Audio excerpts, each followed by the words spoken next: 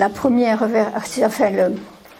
premier ouvrage dont je m'étais servi avait paru en 1979, et à l'époque c'était, comme je vous l'avais dit, un pionnier de l'anthropologie historique, et une seconde édition a été publiée en 2004, et j'avais, soit 25 ans après, et j'avais pensé qu'il y avait peut-être des modifications qui seraient intéressantes pour nous de voir, dans la mesure où 25 ans après, l'anthropologie historique, elle avait évolué, c'était devenu une discipline à part entière, mais en fait les techniques s'étaient affinées. Alors je suis donc allée sur le campus, à la bibliothèque, chercher l'exemplaire de 2004 qui s'annonçait comme une édition augmentée et développée. Alors en fait c'est d'un plus petit format, et là où je m'étais complètement trompée, c'est sur l'idée que Jean-Claude Schmitt avait peut-être repris son premier, pas le premier, mais enfin son premier ouvrage, il avait développé en tenant compte des modifications, des points de vue, etc.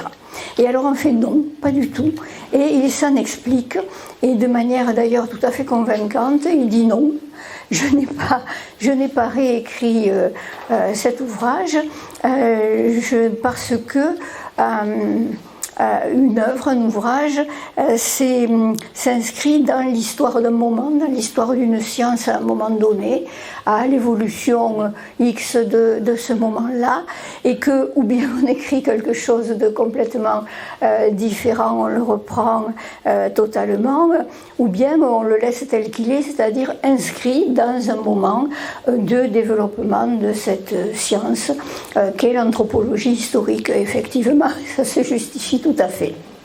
Donc, erreur de ma part. Et alors simplement, ce qu'il a modifié, bon, c'est un peu évidemment la bibliographie, mais c'est surtout, enfin, il y a peu de choses. Il a tenu compte de remarques que lui ont fait certaines de ses collègues ou de ses relecteurs, et il a rajouté mais très peu de choses, en particulier il a ajouté la mention de cette légende dans un ouvrage et des sermons de Bernardin de Sienne au XVe siècle, où cet exemplum, cette anecdote est racontée pratiquement telle qu'elle, avec simplement de petites modifications, donc ça fait une preuve de plus de la popularité de cet exemplum d'Étienne de Bourbon, avec l'histoire du Saint-Chien de Saint-Guinefort. Et alors ensuite, la seule chose, donc ça je vais pas, bon, c'est la même histoire mais racontée par Bernardin de Sienne, donc je ne vais pas y revenir. En revanche, la seule chose, ah oui, ce que j'avais pensé aussi, mais à tort, je m'étais dit, vous avez vu, vous vous rappelez je repasse rapidement l'iconographie pour faire l'ajout qu'on avait vu, donc voilà ça, nous l'avions vu, alors j'ai peut-être, avec l'aide de Françoise, la rajouter celui-là, là, ce magnifique Saint-Lévrier. Voilà, alors je m'étais dit que les cartes qui étaient effectivement qui correspondaient bien aux années 1980, alors c'est pas qu'elles soient faites à la main, mais en fait, bon, il y a des choses qui sont visiblement écrites à la main, alors que maintenant toutes les cartes sont faites sur ordinateur, enfin, donc, mais c'est les mêmes cartes, donc, qui sont dans l'édition de 2004, donc ça ne changeait rien, ce qui fait que là, je n'ai pas changé mon PowerPoint, donc ça, voilà, on l'avait déjà mis, c'est les mêmes cartes. Alors, simplement, ce qui a été, que j'ai rajouté dans le PowerPoint, que je voulais vous montrer, ce sont les résultats les plus spectaculaires, si je puis dire, de la fouille, des fouilles archéologiques qui avaient été entamées en 1980 à la suite de merci beaucoup Émilie, à la suite de la publication de cet ouvrage et des recherches et des enquêtes faites sur place par Jean-Claude Schmitt. Mais lui, il avait fait des enquêtes ethnographiques, des enquêtes orales. Et donc il y a eu une fouille archéologique conduite par, entre autres, Françoise Piponnier.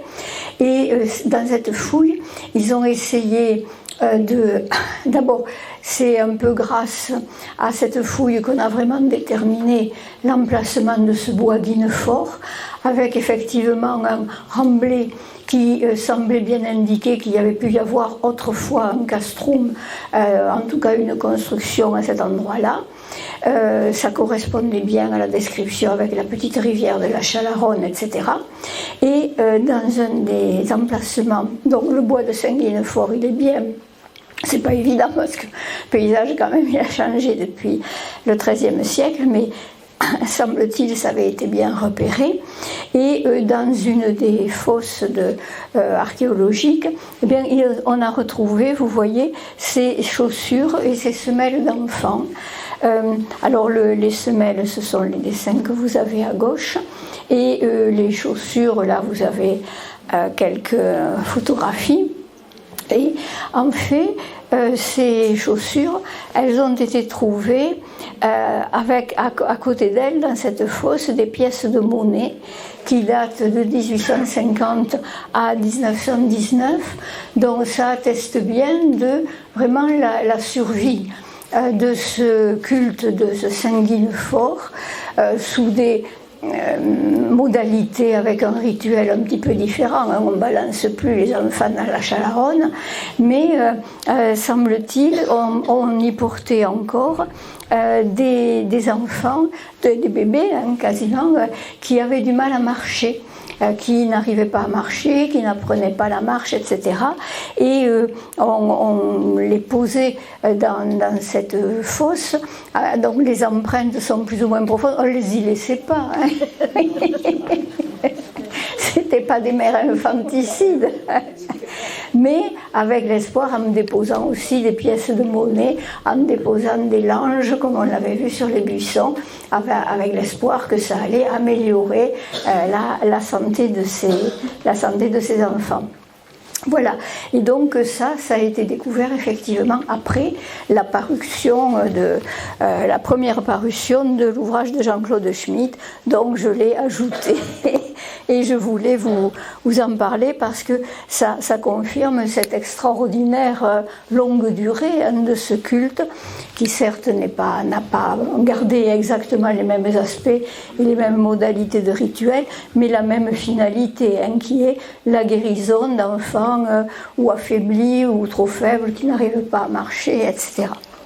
Voilà, donc je voulais vous montrer. Après, je peux faire circuler. Enfin, ça vous apprendra rien de nouveau. Hein, c'est c'est exactement le même texte. En plus, il n'est pas en très bon état, donc j'ai peur qu'il se délite un peu. Aujourd'hui, c'est évidemment continuer. Ce qui nous prendra aussi, si vous venez toujours en cours toute l'année prochaine, ce long passage, la thématique étant ce long passage de la magie à la sorcellerie. La magie, on vient de le revoir avec le dossier là, du Saint-Lévrier. On voit bien que cette magie... à l'époque donc d'Étienne de Bourbon, disons au XIIIe siècle, elle fait partie de la vie courante, elle est tolérée. Alors ça ne veut pas dire qu'elle n'est pas condamnée par les autorités. On a bien vu qu'Étienne de Bourbon faisait un sermon, convoquait le public, convoquait les fidèles, interdisait le culte, faisait brûler, exhumer les eaux, brûler, etc. Mais cette condamnation de ce qui pour lui est un faux culte idolâtre adressé à un faux saint, cette condamnation n'entraînait pas de poursuite de la part de ceux qui avaient cru, de ces simples gens, et en particulier des femmes, qui avaient cru à la réalité et à l'efficacité de ce rite magique, et elles n'encouraient pas de sanctions, et en tout cas pas de sanctions pénales. Hein. Donc, ce n'est pas de la tolérance, mais ce n'est pas poursuivi. Ces pratiques-là ne font pas l'objet de poursuites. Ce que l'on peut encourir, ce sont des peines qui sont des peines comme des jeûnes ou des pèlerinages ou au pire l'excommunication, mais ce ne sont pas du tout des peines physiques. Alors ce que ce dossier a appris également, c'est que ces pratiques sont multiséculaires. On l'a vu avec le sachet accoucheur, qui est utilisé jusqu'au 19e et jusqu'au 20e siècle. D'ailleurs, à propos du sachet accoucheur, j'ouvre une parenthèse, mais le fait de placer sur le ventre des femmes enceintes ces petits brevets avec des formules magiques, c'était effectivement réprouvé, mais c'était pratiqué, et jusque donc au XXe siècle, et donc on pensait que ça favorisait l'accouchement, mais c'était quand même réprouvé par les autorités ecclésiastiques, voilà. Mais de notre côté, quand on considère les pratiques qui se faisaient auprès, par exemple, de la Vierge Noire de la Dorade, ou jusqu'au XXe siècle et jusqu'encore de nos jours, j'avais eu l'occasion de vous en parler, on pose sur le ventre des femmes enceintes autrefois les robes que portait la statue de la Vierge Noire réputée miraculeuse et protectrice des femmes et de la fécondité, de la naissance des enfants, et ensuite, à défaut de poser les robes elles-mêmes parce qu'elles s'abîmaient trop, on a posé des ceintures des vêtements de la Vierge, et puis on a posé ce qu'on fait de nos jours, des rubans que distribue le clergé et qui sont posés sur les femmes enceintes, sur le ventre des femmes enceintes. Et donc, c'est censé favoriser, et le clergé actuel de la Dorade, du moins il y a quelques années encore, en distribuait environ 200 par an de ces rubans accoucheurs. Et certaines des Toulousaines avec lesquelles j'en ai parlé se souviennent. D'ailleurs, il y a toujours les habilleuses de la Vierge qui s'occupent de ce culte. Donc, là, d'un côté, si vous voulez, on est en marge avec des choses comme le sachet accoucheur, et de l'autre côté, on est parfaitement dans le cadre des dévotions collectives admises par l'Église. Peut-être parce que ça se fait dans un établissement ecclésiastique, que le culte est contrôlé par le clergé, etc. Mais objectivement, on peut quand même noter un certain nombre de ressemblances dans les pratiques. Je ferme ma parenthèse. Alors donc, que ce soit le sachet accoucheur, que ce soit le Saint-Lévrier, ou que ce soit bien d'autres pratiques magiques dont on aura l'occasion de parler, il y a une pérennité de l'utilisation de ces objets et de ce rituel qui souvent, dans un certain nombre de cas, perdure au moins jusqu'à la guerre de 14. Donc même quand les inquisiteurs comme Étienne de Bourbon l'ont sévèrement condamné, ça n'empêche pas la continuation, on ne peut même pas dire une survie, la continuation avec des modifications, mais de ces pratiques tant c'est ancré dans la culture folklorique. Alors, ce que le fil général, si vous voulez, de ce qu'on va commencer à voir cette fois-ci, qu'on verra davantage l'année prochaine, c'est comment passe-t-on de cette magie qui est ambivalente, tantôt bénéfique, tantôt maléfique, qui est plutôt condamnée, mais dont les praticiens ne sont pas vraiment, les praticiens ou les utilisateurs ne sont pas vraiment poursuivis. Comment passe-t-on à cette sorcellerie et par quel cheminement intellectuel? Alors ce cheminement intellectuel, il va dans le temps, si vous voulez, ça se fait entre ce XIIIe siècle, où nous nous sommes un petit peu arrêtés avec Étienne de Bourbon et sur lequel on va revenir, et la deuxième moitié du XVe siècle. Et ce cheminement, il se fait par un passage intellectuel, une assimilation entre les pratiques de magie tolérées, qui vont dans un premier temps être assimilées à l'hérésie. Étant assimilées à l'hérésie, Elle tombe sous le coup de l'Inquisition. Et à partir de ce moment-là, on passe à la démonolatrie et à la sorcellerie. Mais ça met 2 siècles pour que cette évolution se fasse. Et ce qui est, je trouve, intéressant, c'est de voir cette progression, qui est une progression lente. Il faut conceptualiser la chose. C'est très lent. Ça se fait pas d'une manière uniforme. Ça se fait avec des retours en arrière, avec des positions divergentes de la part des différentes autorités laïques et surtout ecclésiastiques. Donc c'est vraiment une très lente maturation de la réflexion sur les pratiques de magie jusqu'à ce qu'on finisse par les transformer en ce que nous connaissons de la sorcellerie, du sabbat, du vol des sorcières, etc. Alors, c'est très lent sur le plan intellectuel, c'est très lent sur le plan des textes, mais sur le plan iconographique, c'est plus spectaculaire. Et je me suis dit que j'allais donc commencer par vous montrer comment on est passé, à propos d'un dossier particulier, de la magie vraiment à la sorcellerie. Alors, le dossier que j'ai choisi, c'est toujours en suivant Jean-Claude Schmitt, qui est vraiment un précurseur dans ce domaine, le dossier de la Pythonisse d'Endor. Alors, pourquoi est-ce que ça n'apparaît pas parce que je ne l'y ai pas mis. Voilà. Alors, la voilà, la Pythonisse. Voilà. Alors, Jean-Claude Schmitt a consacré à cet épisode qui est relaté dans l'Ancien Testament. Il n'a pas fait un ouvrage, mais plusieurs articles. Alors, je vous raconte d'abord, donc, rapidement, l'épisode de l'Ancien Testament parce qu'il est complexe et sujet à des interprétations diverses. Alors, c'est un épisode qui se trouve dans le livre des Rois, au chapitre 28, et que je simplifie beaucoup. En gros, le roi Samuel, qui est un roi élu, un hébreu, un personnage très positif. Avant de mourir, il a oint, donc il a béni son successeur, qui est le roi Saül.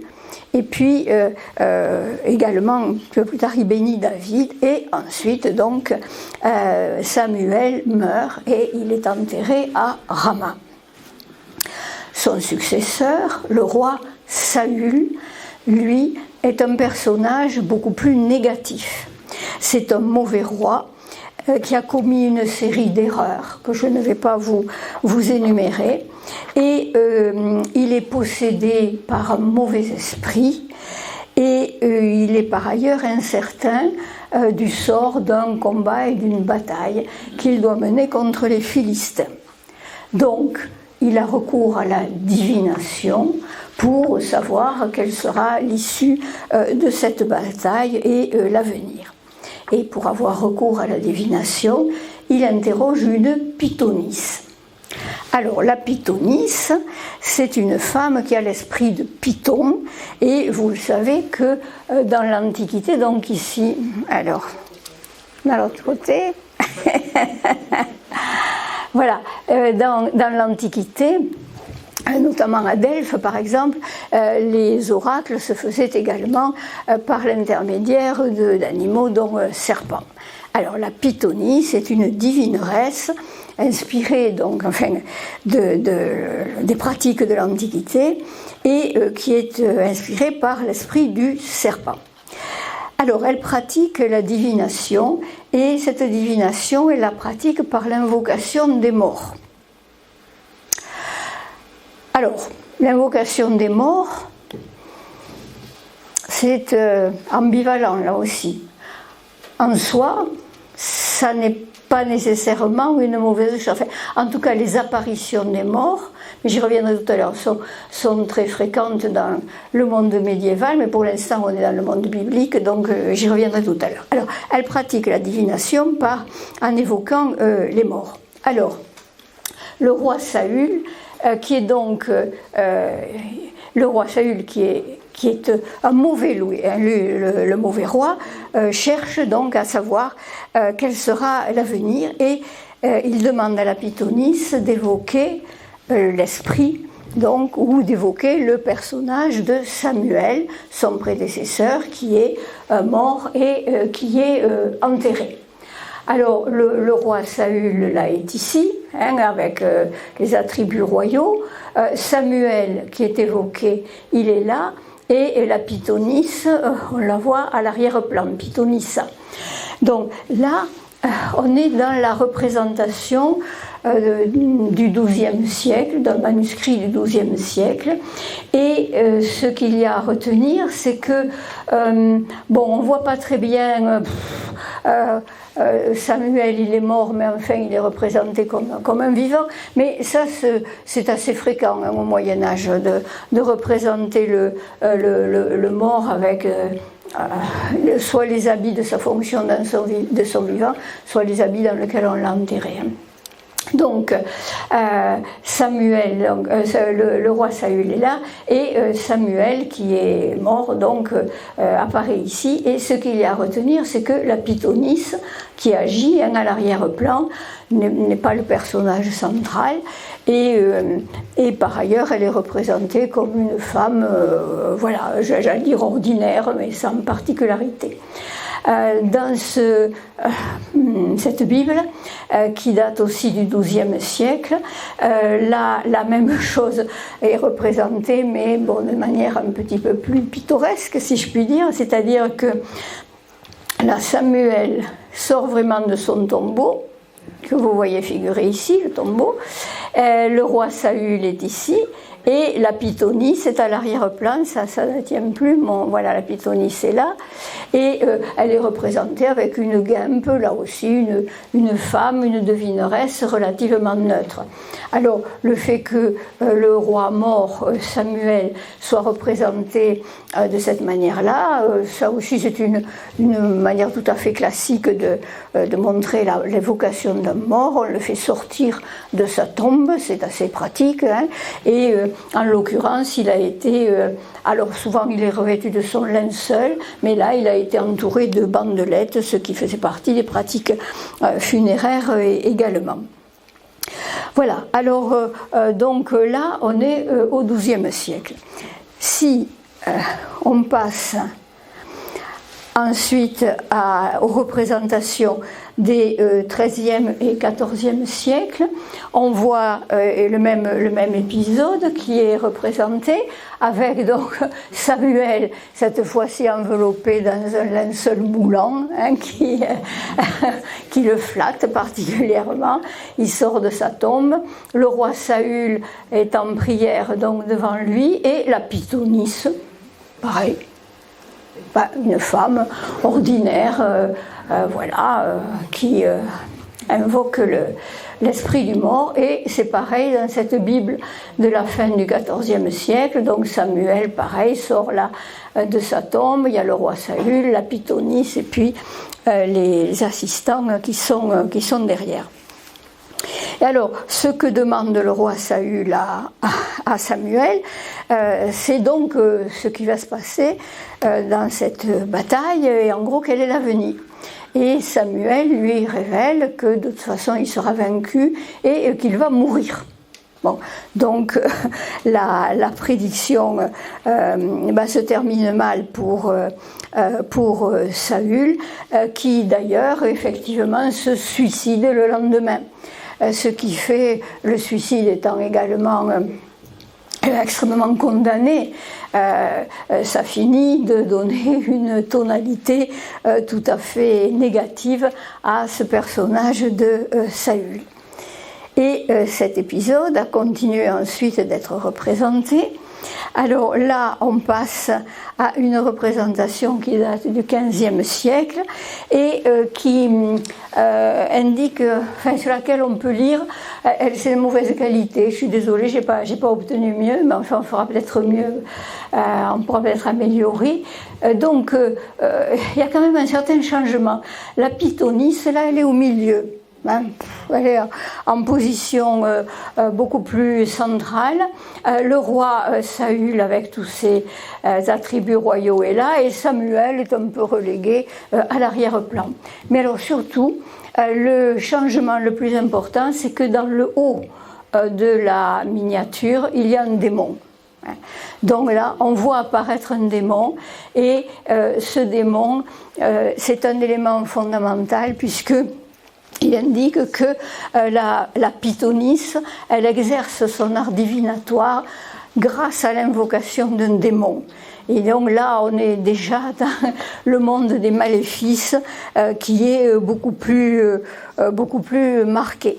Alors les deux changements iconographiques à avoir, c'est cette place centrale de la pythonisse, mais encore neutre, hein, comme représentation, et surtout l'inspiration démoniaque. Là, on sent qu'on glisse vraiment vers une interprétation tout à fait négative. Et puis alors dans les iconographies suivantes, alors là, on a basculé. Hein. Là, on a complètement basculé. Évidemment, on est déjà en 1500, au début du XVIe siècle, en 1526. On est la pythonisse, elle est absolument au centre de la composition de ce peintre flamand. Elle, c'est évidemment un esprit maléfique avec ce visage très, très tendu. Elle est dénudée, elle a une chouette à son côté, comme vous pouvez le voir. Il y a des démons, voilà, un peu à la Jérôme Bosch, hein, qui se trouvent par derrière, des fumigations là qui sont en train de se faire. Et voilà, une assistance, on voit également le bouc là, qui avec les cornes qui apparaît, et on est déjà dans l'imaginaire du sabbat et dans une représentation de sorcière. Donc là, on a basculé hein, dans l'univers de la sorcellerie. Et les représentations suivantes, dont je ne vais pas faire un commentaire, mais alors, vous savez que de toute façon la grande chasse aux sorcières, ça a duré jusqu'au XVIIe siècle. Hein. Donc les représentations suivantes, XVIIe voire XVIIIe siècle, vous voyez ici la pythonisse qui est devenue une sorcière, vieille femme décharnée, voilà, le roi avec son auréole, ça c'est Samuel. Là également, on est dans l'univers du sabbat et de la sorcellerie, avec c'est sombre, hein, mais à l'arrière-plan, les démons qui s'en donnent à cœur joie. Donc là, on a basculé. Hein. La pythonisse, qui était une devineresse, elle est devenue une sorcière. Et la nécromancie, c'est-à-dire l'évocation des morts pour faire de la divination, c'est devenu de la nigromancie. C'est-à-dire qu'on a déformé nécros, c'est le cadavre, hein, et nigro, c'est noir. Hein. Donc on est dans un univers qu'on pourrait qualifier de magie noire, de sorcellerie, marquée d'une manière particulièrement négative et néfaste. Voilà. Alors, je voulais me servir de cet exemple iconographique parce que là, le basculement, on le voit de manière, notamment avec finalement avec le tableau précédent qui est encore plus parlant. On voit cette transformation de l'interprétation de l'épisode, hein, entre une simple devineresse qui devient une sorcière maléfique au centre d'un univers démoniaque. En revanche, ce dossier iconographique, il est, je le trouve incomplet, et parce que il me semble qu'il manque, vous voyez, des étapes en ce qui concerne la transformation de la physionomie de cette sorcière. On est passé encore au XVe siècle, c'est une femme, elle est représentée comme une femme ordinaire, et puis là elle devient ce fantasme extraordinaire, et je manque d'étapes intermédiaires, s'il y en a eu, hein, voilà, pour voir comment s'est faite cette évolution qui est certes lente, hein, entre le XIIe et le début du XVIe siècle, mais qui est spectaculaire. Alors, on l'a vu en image, et maintenant, nous allons essayer de suivre cette transformation, non pas par des images, mais par l'intermédiaire des mots et des concepts qui ont été élaborés dans la civilisation, dans l'Occident médiéval. Alors c'est donc beaucoup plus aride et c'est beaucoup moins illustré, ce qui fait que je vais vous laisser la sorcière là, puisque le tableau est plus réjouissant. Alors, il s'agit de voir comment cette évolution s'est faite finalement entre le XIIIe siècle, où on a laissé notre Saint-Lévrier, Étienne de Bourbon, etc., et le XVe siècle. Ce qui fait que nous allons repartir du XIIIe siècle pour voir à quel point les positions à ce moment-là sont des positions divergentes, complexes. Il y a des retours en arrière, il y a entre les théologiens et les juristes, il y a également des divergences. Entre les théologiens eux-mêmes, il y en a aussi. Et je vais donc essayer de vous exposer les plus caractéristiques de ces positions. Alors, on va prendre le monde des théologiens, puisque sont eux qui fournissent la réflexion la plus élaborée dans le domaine de ces concepts relatifs à la magie et à la sorcellerie. Donc, déjà, ces théologiens du XIIIe siècle ne sont pas tous d'accord. Si vous vous le rappelez, j'ai déjà fait allusion au début, dans les cours précédents, par exemple Guillaume d'Auvergne, qui est l'évêque de Paris, si vous vous rappelez bien, il distinguait une magie naturelle et une magie démoniaque qui était condamnable. Mais il y avait donc toute une partie des sciences magiques, notamment l'astrologie, qui était tout à fait acceptable. Et il est très au courant, si vous voulez, des différentes formes de magie et qu'il interprète comme et de personnages issus notamment du paganisme antique, avec les faunes, les satyres, les nymphes, les nymphes non, mais les faunes qu'on a rencontrées dans le dossier du Saint-Lévrier, les démons incubes féminins, les démons incubes masculins, les démons succubes féminins, etc. Donc il énumère toute cette série de noms et de personnages démoniaques.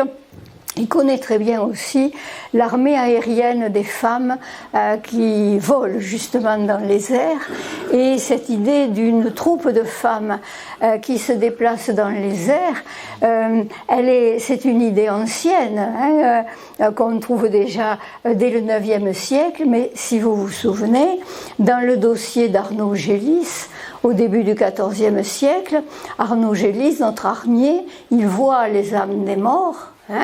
Et notamment, il voit au début, il les voit un par un, il voit les chanoines et puis des laïcs, etc., un par un, puis en famille, puis en troupe.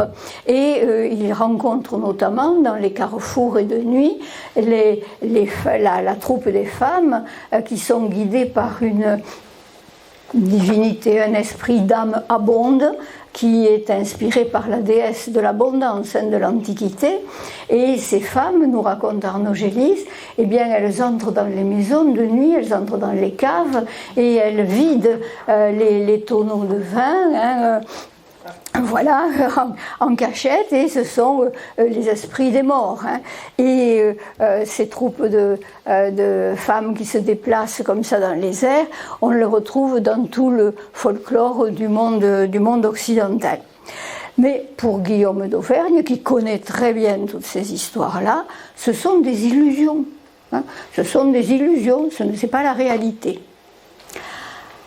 Alors là où on change de registre, mais on est à peu près à la même époque, c'est avec saint Thomas d'Aquin. Donc avec saint Thomas d'Aquin et la somme théologique qu'il rédige donc longuement et à la fin de sa vie, il s'occupe longuement des questions de magie et de divination. Alors il s'en occupe dans la somme théologique de la question, c'est par système de paragraphes et de questions, dans la question 92 à 96. Et là, son opinion est une opinion assez décisive et en tout cas tranchée. Il réfute toute forme de magie. Pour lui, la magie est démoniaque. Donc il est beaucoup moins souple que Guillaume d'Auvergne. Pour lui, la magie, elle est démoniaque. L'idolâtrie, c'est-à-dire le fait d'adorer, comme avec Saint Guinefort, de faux saints, etc. L'idolâtrie, c'est un péché qui est gravissime. La divination, c'est une superstition. Et cette superstition procède des démons. Donc, avec saint Thomas d'Aquin, on entre dans l'interprétation démoniaque, des pratiques de magie, même si c'est de la magie médicinale, si c'est de la magie à but positif, etc. Donc, et ça procède du démon, et il précise bien que ça procède du démon, que les démons soient invoqués volontairement ou non. Donc ça, c'est une extension extrêmement grave, parce que il y a tout à fait en germe dans cette interprétation de saint Thomas d'Aquin l'idée du pacte avec le démon, qui sera ensuite un élément essentiel de la sorcellerie. La sorcière, elle passe un pacte avec le démon. Elle n'est pas la seule, Faust, etc. Bon. Donc, pour saint Thomas, la position de saint Thomas d'Aquin est une position d'abord beaucoup plus globale, beaucoup plus synthétique et une interprétation beaucoup plus dure que celle d'autres théologiens de son époque. Et tout est un germe là-dedans, c'est-à-dire la démonolâtrisation de tous les esprits, qu'ils soient bons ou mauvais, et surtout le pacte avec le démon, qui va être la base de la sorcellerie. Mais il n'est pas du tout le seul, et par exemple un autre théologien qui s'appelle Roger Bacon, qui est anglais, et qui lui est un frère mineur, saint Thomas d'Aquin c'est un dominicain, donc Roger Bacon c'est un franciscain. Lui il pense que la magie ça existe, mais il y a de bons et de mauvais usages de la magie. Donc c'est beaucoup plus souple également comme manière d'aborder les choses. Et il est très sensible à tout ce qui est du domaine des mirabilia, les merveilles, les choses inexplicables, mais qui peuvent être d'origine naturelle ou en tout cas qui ne sont pas marquées négativement. Alors ce qu'il y a d'amusant, là je l'ai noté bien que ce n'est pas un rapport direct avec notre sujet, c'est que par exemple Roger Bacon, il va imaginer, c'est une espèce de Jules Verne avant la lettre, il va imaginer des barques qui vont avancer sur la mer ou sur les eaux sans rameur. Ah. Il va imaginer des chars, des chariots, des charrettes qui vont avancer sans être mus par des animaux et sans être tirés par des animaux. Il va imaginer des scaphandres. Donc, il y a chez les théologiens une grande diversité d'approches des phénomènes extraordinaires, mais c'est quand même saint Thomas d'Aquin qui va s'imposer. Alors, vous me direz, mais si saint Thomas d'Aquin, si la vision de saint Thomas d'Aquin d'une magie proche de la démonolâtrie s'impose, on est quand même au milieu du XIIIe siècle, enfin il meurt en 1274, saint Thomas d'Aquin. Sauf que ça n'est pas adopté tout de suite, ça n'est pas adopté par tout le monde, que le thomisme ne se répand pas, certes chez les dominicains, mais qu'il y a des contestations, il y a quelques propositions de saint Thomas d'Aquin qui sont condamnées. Donc ça n'a pas d'effet immédiat. Alors disons que le germe, il est planté. Celui qui va expliquer ce glissement vers la sorcellerie, mais que ça n'a pas d'effet immédiat. Alors, il n'y a pas que les théologiens, il y a aussi les juristes, et notamment tous ceux qui s'occupent de droit canon. Alors, que disent les juristes à propos des pratiques magiques ? Par exemple, dans le décret de Gratien, il y a de très nombreux manuscrits, c'est à partir du XIe siècle, il y a des quantités de manuscrits enluminés du décret de Gratien des XIIIe et XIVe siècles. Les canonistes, donc, alors ce sont aussi des clercs, hein, ce sont les juristes en matière de droit canon, ce sont des clercs. Donc les canonistes détaillent les sortilèges, ils détaillent les pratiques de magie, ils détaillent la pratique des femmes qui croient voler dans les airs avec des animaux, ces femmes qui seraient guidées par Diane. Donc vous voyez, c'est le même mythe que celui de Damabonde. Ils détaillent les enchanteurs, etc. Mais pour les canonistes, toutes ces histoires-là, ce sont des illusions. Des illusions, et ceux qui y croient sont des victimes à cause de leur simplicité. Alors, les peines qu'ils encourent, mais ce sont des peines canoniques, c'est-à-dire c'est le jeûne, c'est la prière, c'est un certain des pèlerinages, et voir si vraiment on s'obstine, le maximum c'est l'excommunication. Donc il n'y a pas de poursuite, si vous voulez, qui soit à proprement parler au pénal. Alors, que font les inquisiteurs ? Les inquisiteurs Les inquisiteurs, au début, alors je vous rappelle, l'Inquisition, c'est les années 1232-1233. Les inquisiteurs s'occupent des affaires d'hérésie. C'est le dépistage des hérésies, notamment en Italie et dans le midi de la France, mais pas que, en Allemagne aussi, qui est vraiment la grande affaire des inquisiteurs. Donc, ils sont focalisés dans la recherche des hérétiques, l'identification des hérétiques, toutes les rencontres possibles, l'adoration des parfaits, enfin bon, on en a assez parlé, ce qui fait qu'ils ne s'occupent pas tellement des questions de magie. Cependant, et on est toujours au milieu du XIIIe siècle, le pape Alexandre IV, en 1260, leur enjoint, dans une encyclique, de s'occuper également des sortilégias, des sortilèges, des enchantements, tout ce qui a un parfum d'hérésie, tout ce qui sent l'hérésie. Alors c'est une affaire d'interprétation, mais il en donne une liste qui est reproduite dans...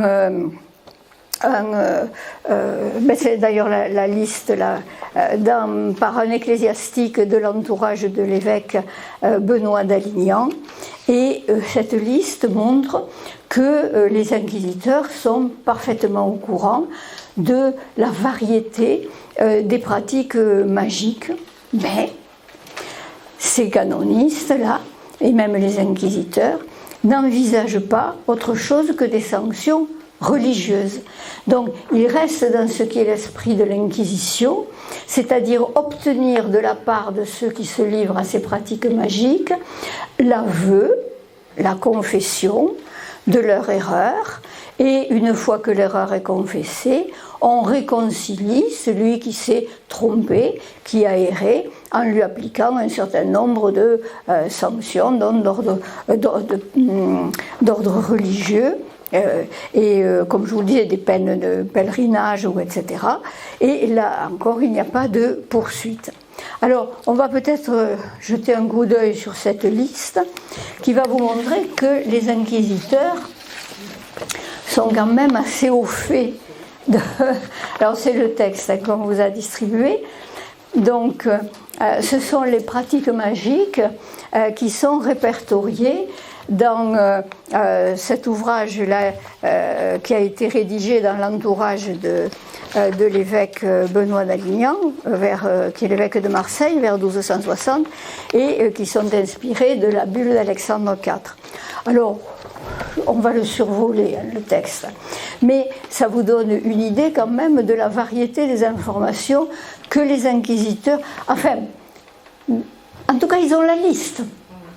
Voilà. Bon, donc ils appliquent ou ils n'appliquent pas, mais ils ont la liste. Alors, voilà ce que dit le texte.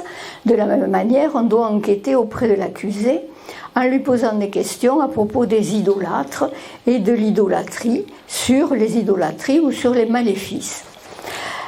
Alors, s'il a fait quelque chose qui appartienne au culte des démons, ou s'il l'a fait faire, ou s'il sait qui a pu faire ce genre de choses.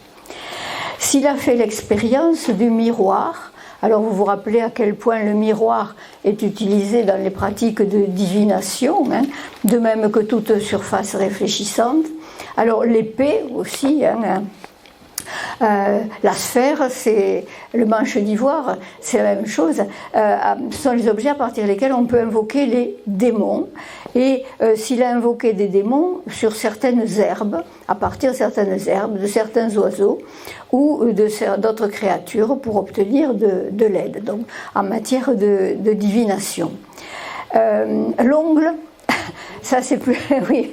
Alors j'ai pas la réponse pour toutes les pratiques divinatoires, mais par exemple toujours dans le registre d'Inquisition Jacques Fournier, on coupe les ongles des morts, et les cheveux des morts, et on les garde précieusement, une espèce de rite de fertilité peut-être, parce que c'est la seule chose qui continue à pousser après la mort. Voilà. Donc ça peut servir.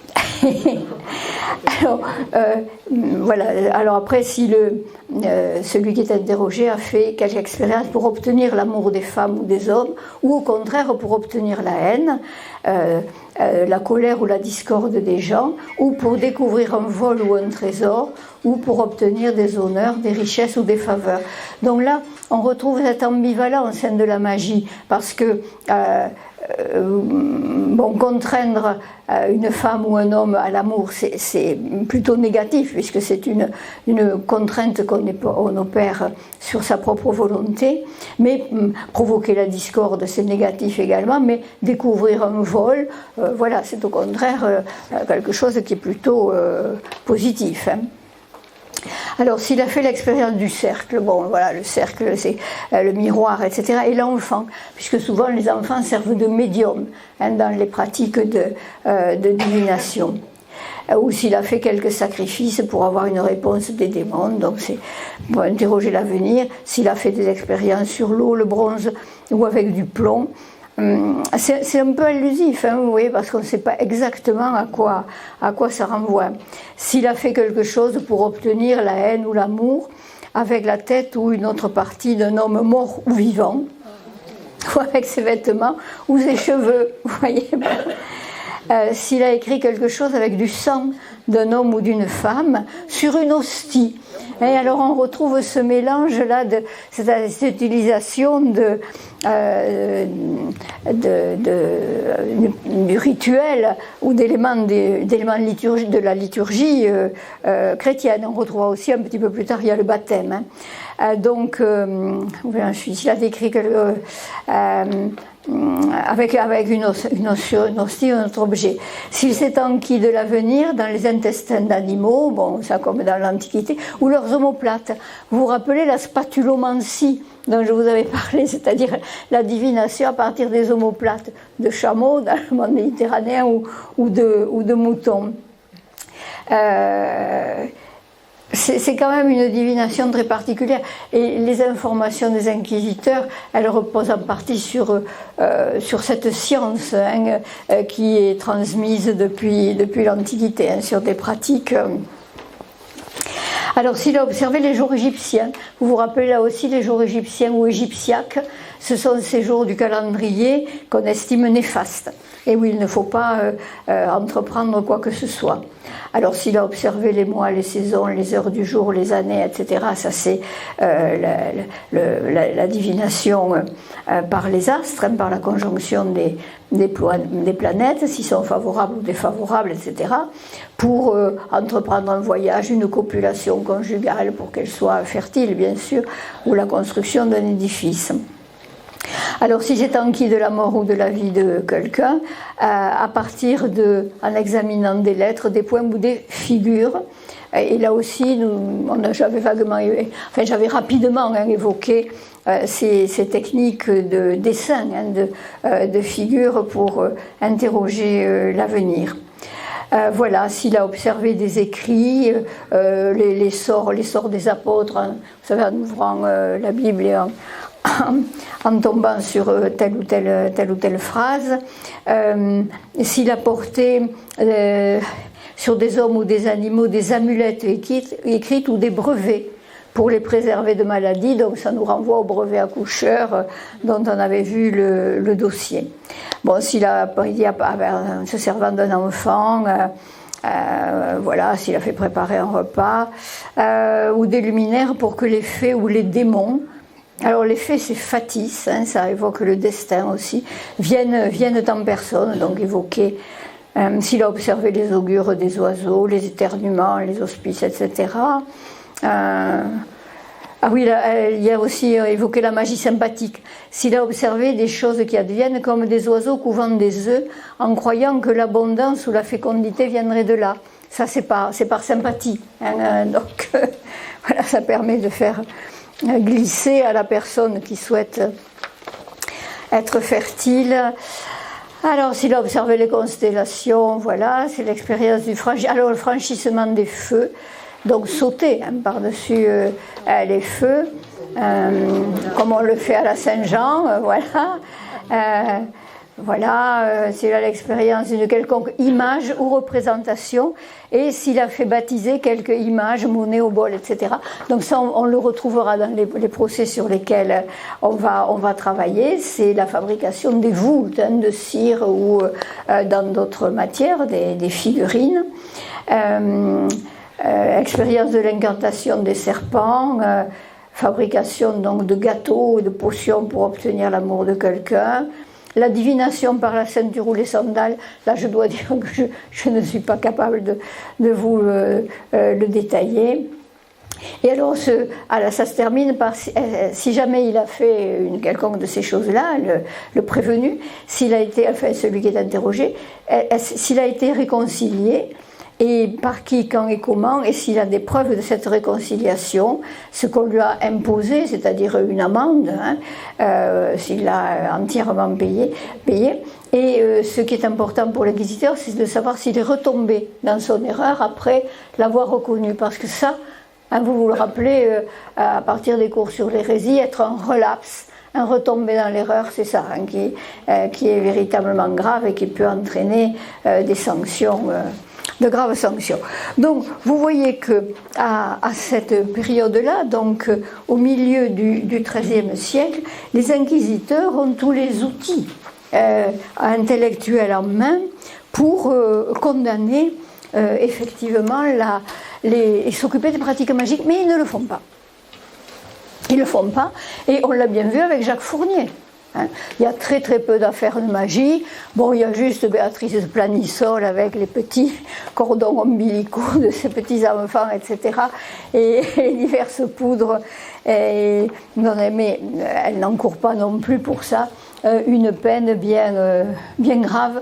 Et dans les interrogatoires menés par Jacques Fournier, et là on n'est plus au milieu du XIIIe siècle, on est en 1320, hein, il n'y a pas vraiment de recherche systématique de la magie.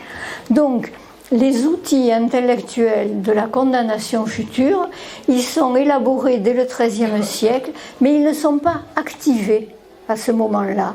Hein. Ils ne le sont même pas vraiment encore au milieu du XIVe siècle. Ça dépend un petit peu des milieux. Alors, oui, il reste à examiner, à regarder un peu, puisque là nous étions dans le monde des clercs, hein, que ce soit les juristes ou les inquisiteurs ou les théologiens, qu'est-ce qui se passe du côté des laïcs?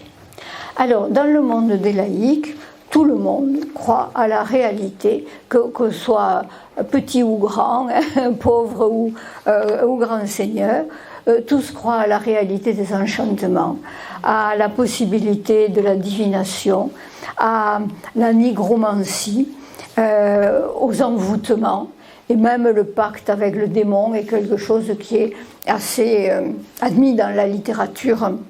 Alors, ça renvoie à la littérature courtoise, mais dans la littérature en général. Alors, par exemple, si on prend l'exemple des cours princières, Et là, j'avance un petit peu dans le temps, parce que, avec un décalage chronologique. Et je vais surtout parler de la cour de France. Dans les cours princières, on croit à l'efficacité et à la réalité de toutes ces pratiques. Alors, je vous en donne quelques exemples. Charles V, qui est le roi de la moitié du XIVe siècle, qui meurt en 1380, il est appelé le roi astrologien. Il a une libraria, c'est-à-dire une bibliothèque au Louvre, et dans cette bibliothèque, sur 914 ouvrages, il y a 185 ouvrages d'astrologie, de divination, etc. Ses successeurs, Charles VII, puis ensuite Louis XI, sont également des adeptes de l'astrologie. Ils ont des astrologues auprès d'eux, et pour eux, puis c'est pareil pour Charles VIII, c'est un moyen de gouverner, puisque c'est un moyen de connaître l'avenir, le sort d'une bataille, l'efficacité d'un mariage princier, la fécondité de l'épouse du dauphin, etc. Donc, voilà, sous Charles VIII par exemple, là on est fin du XVe siècle, donc là j'ai fait un gros saut dans le temps. Bien, l'astrologue un peu attitré de Charles VIII, qui s'appelle Simon de Farès, fait une liste des 80 astrologues qu'il est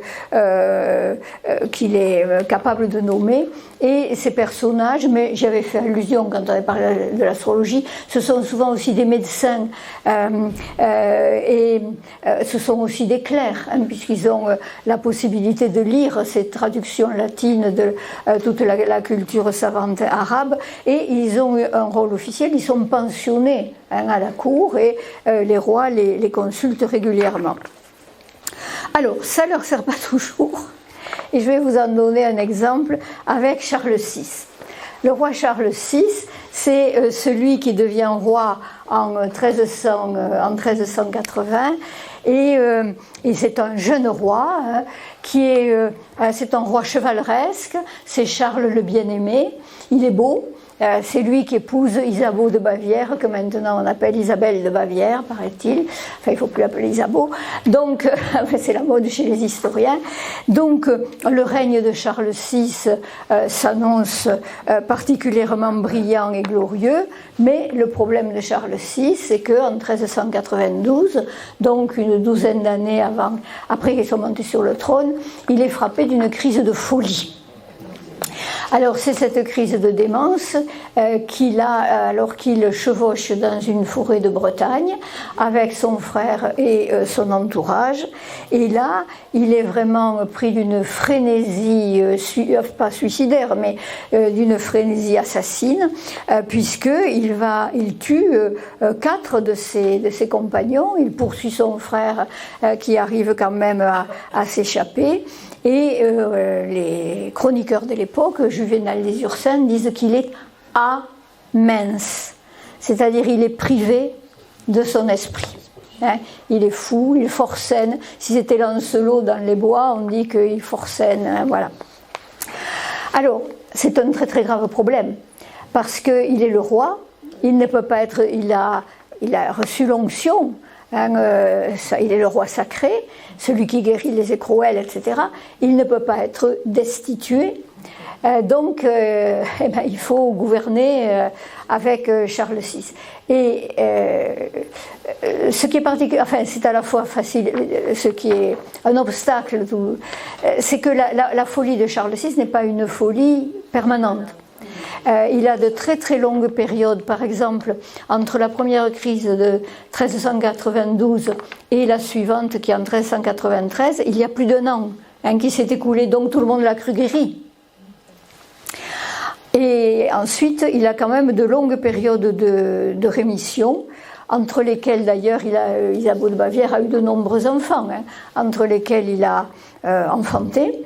Et entre ces périodes de folie, c'était ça aurait pu être un excellent roi. Hein. C'est un homme intelligent qui a affaire à une période très difficile, puisque c'est la période du grand schisme, puisque c'est la guerre avec les Anglais. Et ça pose donc le problème de la permanence du pouvoir royal. Alors, son entourage a essayé lui-même, hein, Charles VI a fait ce qu'il a pu pour se guérir. D'ailleurs, le seul remède qu'on connaît dans ces crises, c'est de ligoter les gens. Hein. On les garrotte et on les ligote. D'ailleurs, c'est ce qu'on a fait de sa première crise, on l'a ligoté sur un chariot. Voilà. Et ensuite, c'est pratiquement la seule médecine que l'on a pendant les crises. D'ailleurs, Charles VI lui-même, quand il sent monter la crise, il demande qu'on l'enchaîne de manière à ce qu'il n'agisse pas d'une manière néfaste. Alors, ceci dit, quand les crises se sont rapprochées, l'entourage a désespérément cherché des solutions. En particulier, la faculté de Paris s'est réunie. Ils ont beaucoup délibéré, mais n'ont trouvé aucune solution particulière, si ce n'est, ce qui est quand même assez surprenant, le recours à des magiciens. Alors, bien sûr, Charles VI a fait des quantités de pèlerinages dans le bassin parisien, évidemment. Que les médecins de la faculté ont été appelés auprès de lui, mais bon, ça n'a rien donné.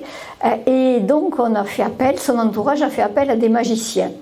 Et en particulier, on a fait venir 2 clercs qui se prétendaient ermites de Saint-Augustin, qui venaient de Guyenne, et qui, je pense, lui ont été envoyés par le connétable Louis de Sancerre, qui est basé à Toulouse, et qui, vous savez, Toulouse c'est un centre dans la guerre contre les Anglais, c'est la ville qui est la base des garnisons à partir desquelles partent les expéditions de reconquête contre les Anglais.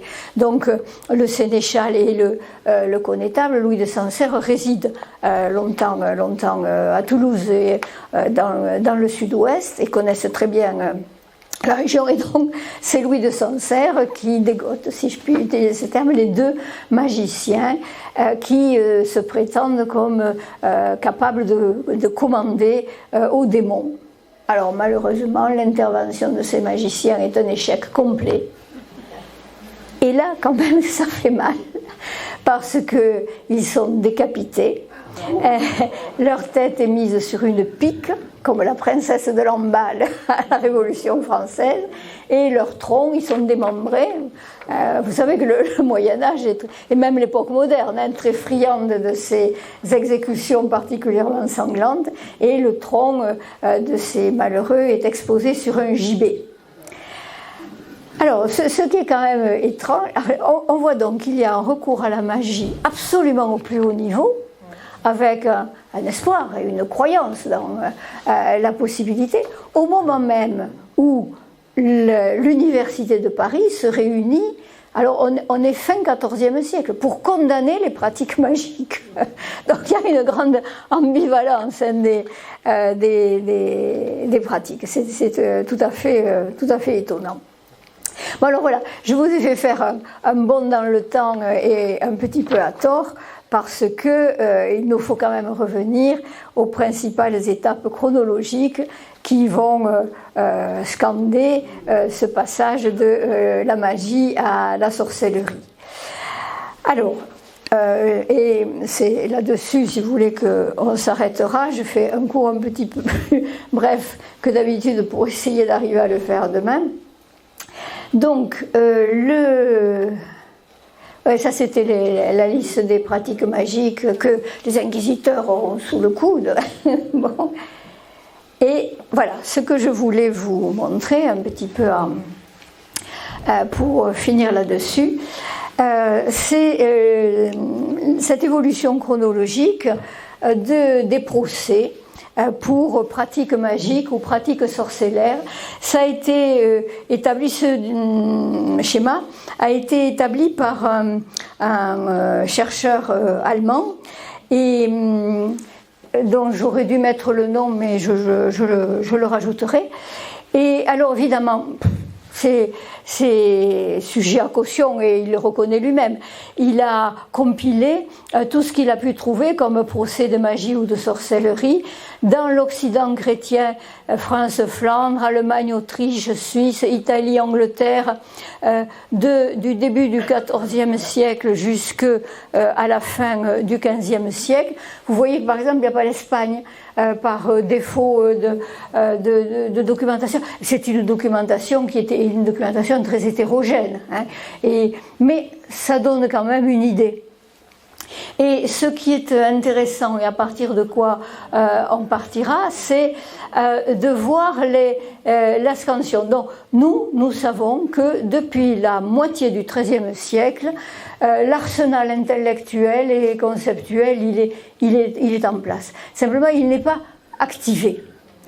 Et elle n'est pas activée ni par les inquisiteurs, ni dans les cours princières, enfin comme on peut le voir. Alors, les étapes qui vont être cruciales dans cette évolution, c'est c'est pas une décennie, c'est ce premier tiers du XIVe siècle. Vous le voyez, premier tiers du XIVe siècle, on est à peu près, attendez, je me rapproche pour mieux lire, là, voilà, ça nous conduit jusqu'ici, hein, vous avez vu la lumière tremblotante, donc il y a peu de procès, hein, de magie, d'envoûtement, etc. La période suivante, 1301-75, ça nous conduit jusqu'ici, toujours très peu, hein, de choses. La quatrième phase, 1376-1435, ça nous conduit, alors attendez que j'y arrive, là vous voyez, hein, on est là, hein, bon, ça commence à augmenter, et l'explosion, c'est 1436-1499, c'est la deuxième moitié du XVe siècle. Alors ceci dit, du point de vue de la réflexion intellectuelle, l'étape auquel on se consacrera, enfin pas toute l'année prochaine, mais par laquelle on commencera, c'est celle-là, de 1300 à 1330, parce que c'est une étape qui va nous conduire dans le milieu pontifical. Et là, 1300-1330, c'est la papauté d'Avignon. Hein. Donc, ce sont, enfin, ou à peu près, c'est 1309, et puis ça continue au-delà de 1330, bien sûr. Mais ce sont donc des papes et des ecclésiastiques méridionaux qui sont à la tête de la chrétienté.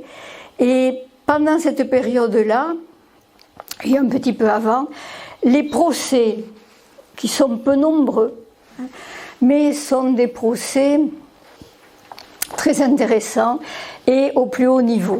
Alors je vous énumère les personnages concernés d'ailleurs, si vous vous rappelez, il y a certains qu'on a déjà rencontrés. Il y a Bernard des Lisieux, l'agitateur franciscain qui lui-même n'est pas hérétique mais qui est à la tête de toutes les révoltes anti-hérétiques et dont le procès en 1319 aboutit quand même à la condamnation et on inclut dans son procès des accusations liées à la magie. C'est très lié aussi, si vous vous le rappelez un petit peu, on n'en a pas beaucoup parlé, mais à Boniface VIII.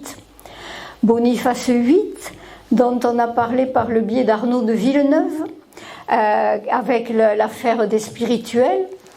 Boniface VIII, lui aussi, a fait l'objet d'un procès et, entre autres accusations, il avait une bague avec un chaton à tête de lion. Vous vous rappelez, on avait noté juste ce détail-là. Il est accusé d'avoir un démon privé.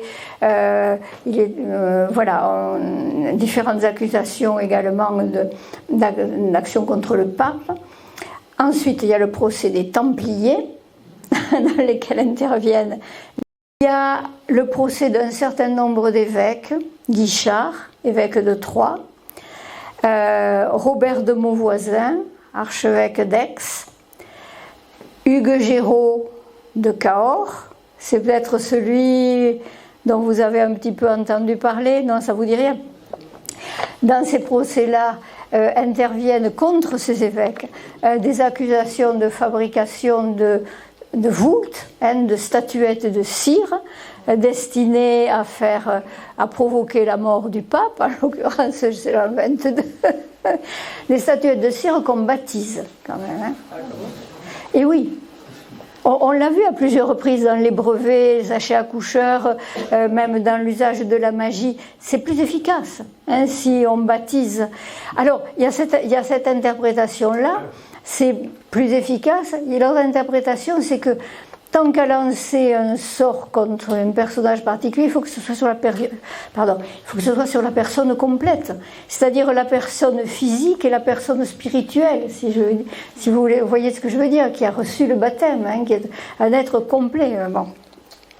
Alors, il y a donc ces évêques, il y a également Enguerrand de Marigny, qui est un proche du roi et un fonctionnaire royal, Mao d'Artois.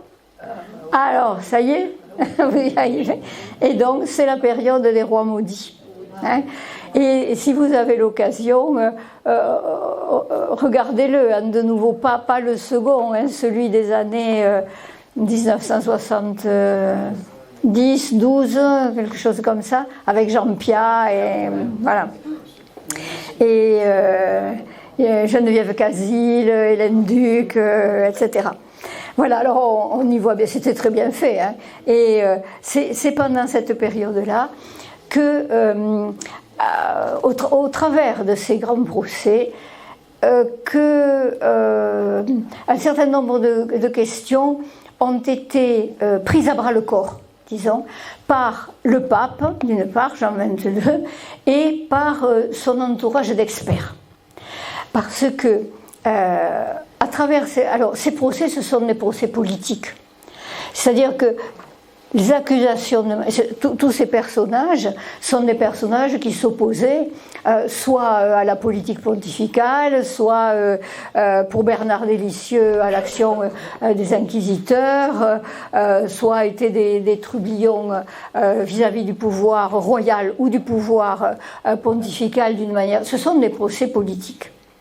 Mais dans ces procès politiques, un des moyens de compromettre, c'est de glisser parmi toutes les accusations une accusation ou une ou plusieurs accusations liées à la nécromancie, à l'usage de la magie, etc.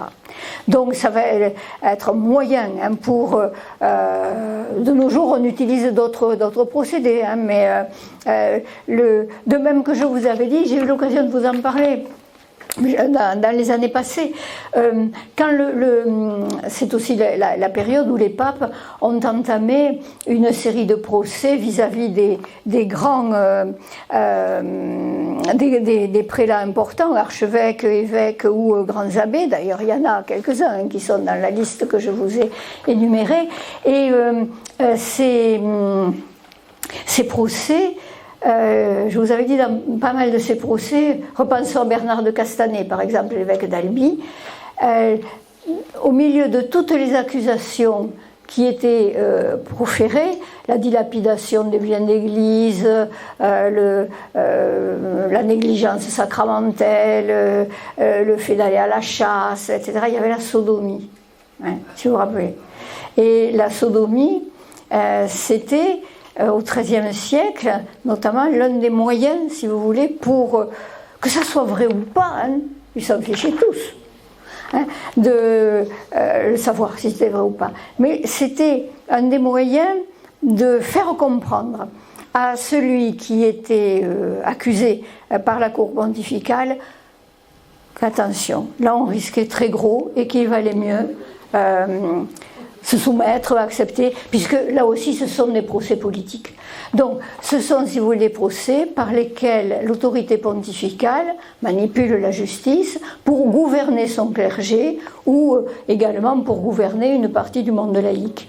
Et c'est le cas des procès dont nous parlons. La différence, enfin dont nous parlerons, la différence étant, là, c'est pas allié de temps en temps la sodomie, mais que c'est pas la sodomie qu'on utilise, c'est la magie. Et cette magie qui est proche d'un pacte avec le démon, etc. Et c'est donc pendant cette période-là, c'est en gros c'est fin XIIIe siècle et premier tiers du XIVe siècle, et c'est pendant cette période-là que face à ces questions qui se posent au plus haut niveau, le pape Jean XXII, c'est son principe de gouvernement. Il réunit des commissions d'experts. Donc, il a réuni des commissions d'experts lorsqu'il s'est agi de définir certaines questions de foi épineuses, comme la vision béatifique, par exemple, ou l'histoire ou la pauvreté. La définition de la pauvreté, est-ce que les apôtres ont été n'ont rien possédé, etc. Donc, il réunit des commissions d'experts. Ces experts, ce sont des théologiens. Par exemple, je sais pas, il y a Bernard de Concosse, enfin, voilà, il y a les grands des évêques et des théologiens, Terena, etc., des grands théologiens, et il les consulte. Et donc, ces consultations ont fait l'objet de documents écrits qui ont été rédigés, et c'est au cours de ces consultations que, progressivement, la notion de magie a été rapprochée, les pratiques magiques ont été rapprochées du crime d'hérésie. Et à partir du moment où c'est le crime d'hérésie, voilà. Et donc, ce que je vous propose pour l'année prochaine, c'est alors on verra peut-être pas tous les procès, mais on s'intéressera à certains de ces procès, peut-être Hugues Géraud de Cahors, par exemple, qui nous est familier, ou bien Robert de Mauvoisin, et pour voir ensuite comment ces procès ont débouché sur le contenu de ces consultations d'experts, qui ont vraiment marqué une étape décisive. Voilà, c'est le programme de l'année prochaine. Si cette vidéo vous a plu, vous pouvez nous rejoindre à l'Université du temps libre de Tarbes et de Bigorre à l'adresse utl-tb.info. Et n'oubliez pas, si ce n'est déjà fait, de vous abonner.